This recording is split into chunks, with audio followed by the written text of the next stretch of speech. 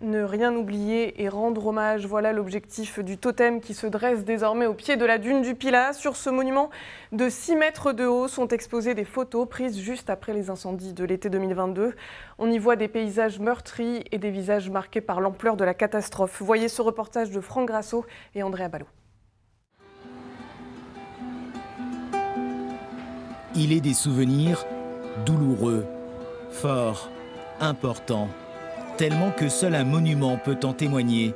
Ce totem mémoriel est là pour ça. Je me souviens que c'était un jour de repos et j'étais devant et je pleurais parce que la dune du Pilat, c'est la dune du Pilat En quelques heures, tout peut être balayé, supprimé. On se dit c'est vrai que ça fait quand même, c'est choquant quand même. La dune est à 2 pas.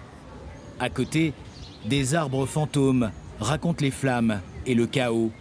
Les clichés sont là en miroir. 6 photographes ont travaillé durant 2 ans sur l'après-feu, comme une enquête photographique sur les territoires de la Teste et Landiras, durement touchés. En septembre 2022, ce que nous avons découvert, ce sont des paysages dévastés, une forêt détruite et des gens profondément marqués par cet été d'incendie. Il faut savoir que ça a été quand même un trauma, ces incendies.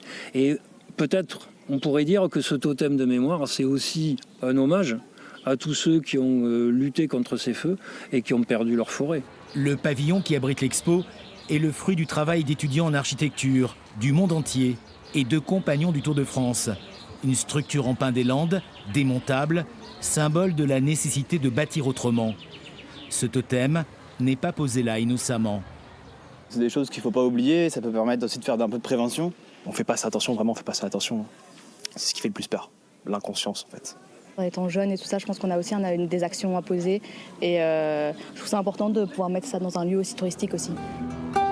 Des cabanes du même type seront installées à Landiras et sur l'aire d'autoroute Porte des Landes de l'A63 pour véhiculer l'idée que la forêt reste un bien commun.